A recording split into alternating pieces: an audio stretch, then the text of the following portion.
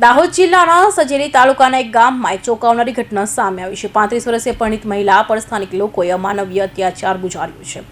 મહિલા પર ગામના એક યુવક સાથે પ્રેમ સંબંધ હોવાનો આરોપ મૂકી 15 લોકોના ટોળાએ તેને નિવસ્ત્ર કરી ઢોર માર મારી અને બાઇક પાછળ સાકરથી બાંધી રોડ પર ઢસડી હતી। મહિલા પર અમાનવીય અત્યાચારોનો વિડીયો પણ સામે આવ્યો છે।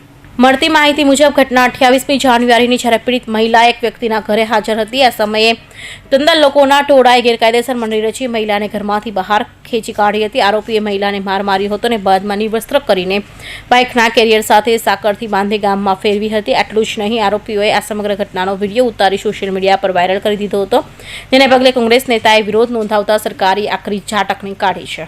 દાહોદના સંજેલી ખાતે એક મહિલાને નગ્ન પરેડ કરાવવામાં આવી, આખા ગામમાં ફેરવવામાં આવે।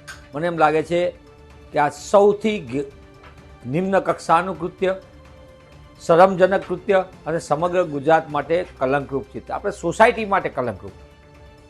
આખી કાયદો વ્યવસ્થાની સ્થિતિના લીરે લીરાવું છે। ગૃહ વિભાગ જે ભ્રષ્ટાચારનું એપી સેન્ટર છે, પોતાની વાહવાઈ કરવા માટે ફુલેકાને વઘોરા કાઢીને પોતે દ્રશ્યો દેખાડવાનો પ્રયત્ન કરે। સરકારમાં થોડી પણ શરમ હોય। ભારતીય જનતા પાર્ટીની સરકારના મૃદુ અને મુખ્યમંત્રી શ્રી મક્કમપણા તમારી જાહેરાતમાં તો બહુ થયા, પણ આવા અધમ કૃત્ય કરનારાઓ ઉપર ક્યારે પગલાં? 28 તારીખના રોજ સંજેલી તાલુકાના ઢાળસીમડ ગામે બનવા પામેલ હતી।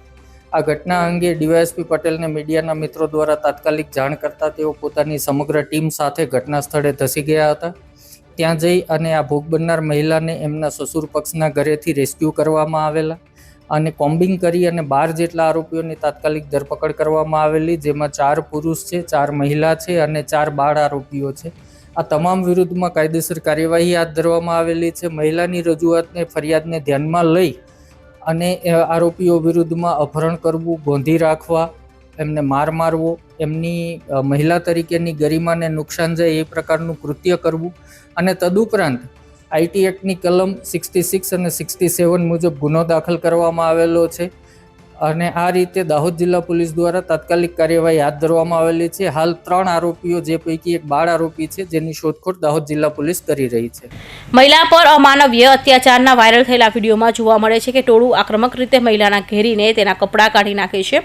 મહિલા આજીજી કરતી હોવા છતાં ટોળું નિર્દયતાથી સાકર વડે મહિલાને બાઇક પાછળ બાંધે છે અને નિવસ્ત્ર મહિલાને દોડાવીને ધોકા વડે માર મારે છે। બાઇક પાછળ બાંધેલી મહિલા હાફી જાય છે અને આજીજી કરતી હોવા છતાં રોડ પર ઢસડે છે અને અપશબ્દો બોલી ગામમાં ફેરવવાની વાત કરે છે। વિડીયો વાયરલ થતાં પોલીસને જાણ થતાં પોલીસ તરત જ ઘટનાસ્થળે પહોંચી હતી। પીડિત મહિલા પોલીસ સમક્ષ ફરિયાદ નોંધાતા પોલીસે 15 પૈકી 12 આરોપીની ધરપકડ કરી આગળની કાર્યવાહી શરૂ કરી છે, જ્યારે અન્ય 3 આરોપીની શોધખોળ ચાલુ છે। આ ઘટનાએ સમગ્ર જિલ્લામાં ચકચાર મચાવી દીધી છે।